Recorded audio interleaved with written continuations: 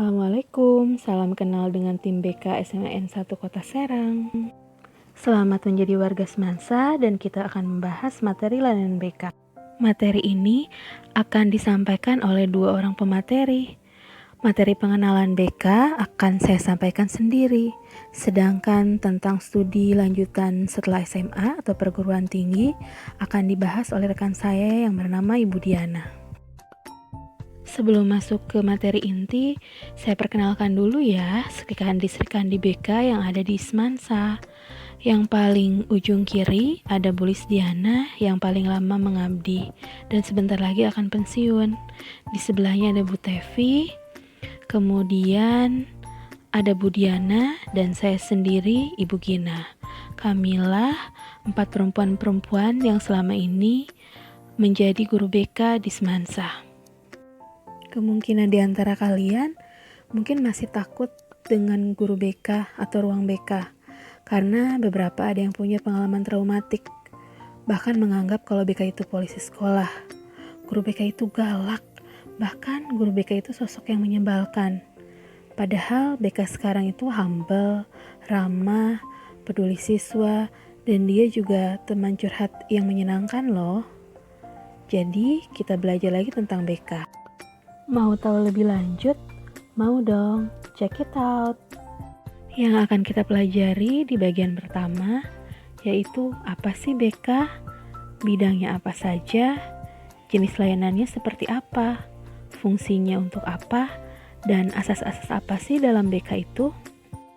BK atau Bimbingan Konseling menurut Permendikbud nomor 111 tahun 2018 diartikan sebagai upaya sistematis, objektif, logis, dan berkelanjutan, serta terprogram yang dilakukan oleh guru BK atau konselor untuk memfasilitasi perkembangan peserta didik atau konseli agar mencapai kemandirian dalam hidupnya. Jadi tidak semua obrolan serta-merta dikatakan sebagai konseling. Biasanya hasil konseling juga sifatnya berkelanjutan. Jadi seseorang yang mengikuti konseling tidak langsung berubah dalam satu kali pertemuan. Dan tujuan dari layanan konseling itu salah satunya adalah memandirikan. Bukan berarti setelah mengikuti layanan BK, dalam hal mengambil keputusan apa-apa siswa selalu melibatkan guru BK. Tapi diharapkan siswa bisa mandiri mengambil keputusan yang berkaitan dengan masalah dan masa depan hidupnya. Lalu, apa saja bidang-bidang yang ada dalam layanan BK? Bidangnya ada 4, yaitu pribadi, sosial, belajar, dan karir. Bidang pribadi itu adalah hal-hal yang berhubungan dengan diri manusia sebagai pribadi, tentang sifat, sikap, kemampuan belajar atau inteligensi, kemudian bakat, dan hal-hal lain yang berkaitan dengan diri dia sendiri. Sedangkan bidang sosial itu sifatnya berhubungan dengan proses interaksi kita sebagai manusia. Kadang kita mengalami masalah dengan teman, dengan guru mungkin, dengan orang tua, bahkan dengan lingkungan masyarakat yang lebih luas. Sedangkan bidang belajar pasti tidak selalu mulus. Siswa kadang memperoleh nilai yang rendah di pelajaran tertentu, kesulitan memahami metode yang disampaikan oleh guru, membagi waktu antara kegiatan belajar dengan ekstrakurikuler, dan lain sebagainya. Sedangkan bidang karir itu tidak kalah penting juga, karena siswa pastinya punya cita-cita. Siswa akan belajar menyesuaikan antara kemampuan yang dia miliki, minat, dan juga harapan dari orang tua, serta keinginan dia untuk menyiapkan masa depan yang dicita-citakan. Nah, di BK juga ada 4 jenis layanan loh. Layanan yang pertama adalah layanan dasar. Layanan dasar ini ditujukan untuk semua siswa, dan biasanya tujuannya itu adalah untuk membantu siswa dapat mengembangkan diri dan melaksanakan tugas-tugas perkembangannya. Contoh dari layanan dasar ini bisa berbentuk dinamika kelompok atau bimbingan kelompok. Sedangkan layanan responsif itu lebih ke pemberian bantuan pada siswa yang memiliki kebutuhan dan masalah yang memerlukan pertolongan dengan segera. Responsif itu diartikan sebagai layanan yang langsung memenuhi kebutuhan yang dirasakan siswa pada saat itu juga.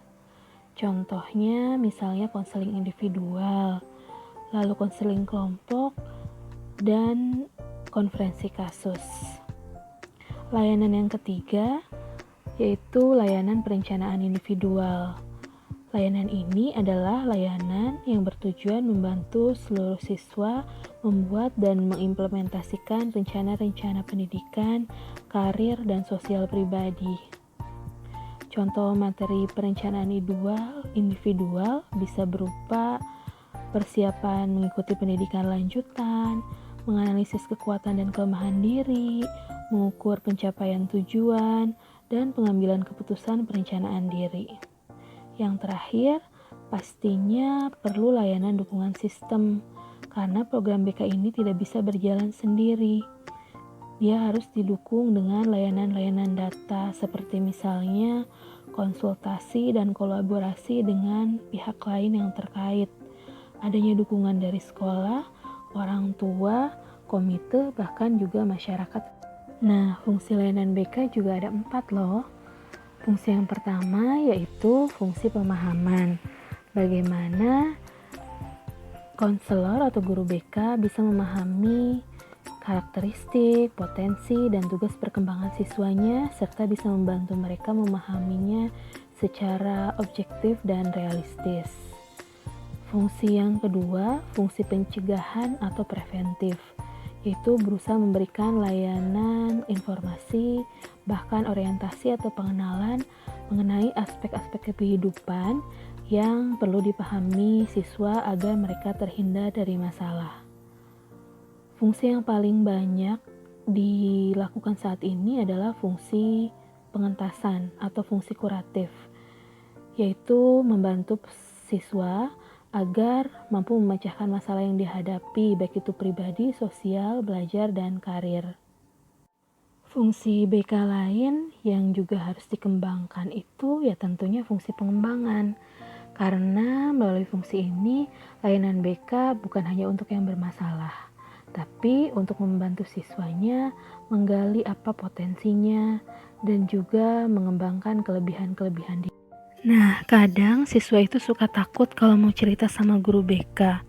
Selain karena stigma guru BK tadi galak, polisi sekolah, siswa juga kadang takut masalahnya dibocorkan kepada orang lain. Jangan khawatir ya, karena di BK itu ada semacam kode etik yang kita sebut sebagai asas layanan BK. Yang paling pertama dan utama adalah asas kerahasiaan. Di asas ini mengharuskan konselor atau guru BK untuk tidak membocorkan identitas atau masalah yang dialami siswa kepada orang lain. Kalaupun perlu didiskusikan bersama, pasti biasanya harus sepersetujuan yang bersangkutan, dan kalaupun dibicarakan di umum dengan menggunakan nama inisial. Adapun asas kesukarelaan diharapkan siswa atau konseli datang secara ikhlas, sukarela, tanpa mengalami paksaan, karena ketika dia hadir secara sukarela biasanya akan lebih mudah terbuka, mudah mencari penyebab masalah, dan bisa mencari solusi bersama-sama. Asas yang lain yaitu keterbukaan. Siswa diharapkan tidak pura-pura dia menjadi dirinya sendiri, karena yang bisa membantu siswa adalah dirinya sendiri yang bisa jujur terhadap masalahnya. Asas yang lain yaitu kekinian. Jadi seringkali kita ketika menghadapi masalah selalu mengungkit ke hal yang lalu-lalu. Padahal harusnya kita berfokus pada kondisi siswa saat ini, sekarang, dan solusi ke depannya seperti apa. Asas yang lain adalah keterpaduan, bahwa layanan BK tidak bisa berdiri sendiri, tapi dia juga harus berkolaborasi dengan pihak-pihak lain di sekolah, seperti wali kelas, guru mata pelajaran, dan mungkin pihak lain yang terlibat. Nah, yang tidak kalah penting ada asas kedinamisan. BK itu harus selalu berkembang, kemudian fleksibel, mengikuti kemajuan zaman. Dalam asas kegiatan, Siswa diharapkan berpartisipasi aktif, jadi bukan hanya konselor yang mengejar-ngejar siswa. Tak lupa ada asas kemandirian, seperti tujuan bimbingan konseling sendiri, siswa tidak boleh jadi bergantung sepenuhnya kepada konselor atau guru BK. Tapi setelah konseling harus bisa mencari atau memutuskan alternatif pemecahan masalah sendiri dan memutuskan masa depannya. Layanan BK juga harus memegang asas kenormatifan, yaitu tidak boleh bertentangan dengan norma yang berlaku.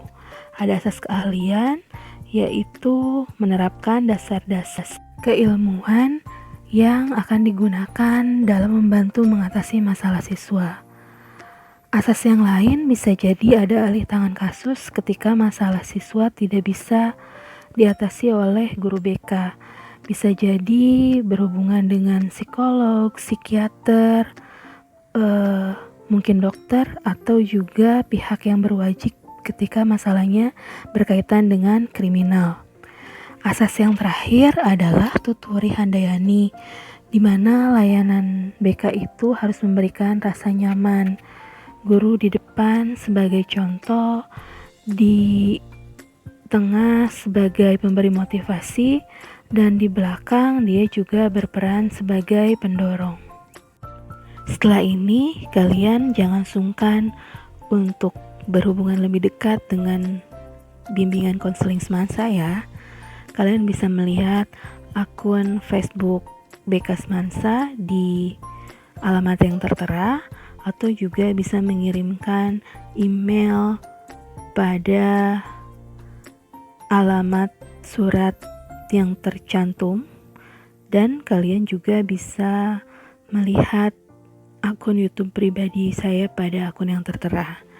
Setelah ini akan ada materi yang tentunya sangat menarik dari rekan saya, Budiana. Beliau akan membahas tentang persiapan studi lanjutan setelah di SMA. Kalian harus mempersiapkan diri sejak dari awal bagaimana untuk menggapai cita-cita masuk kampus impian kalian.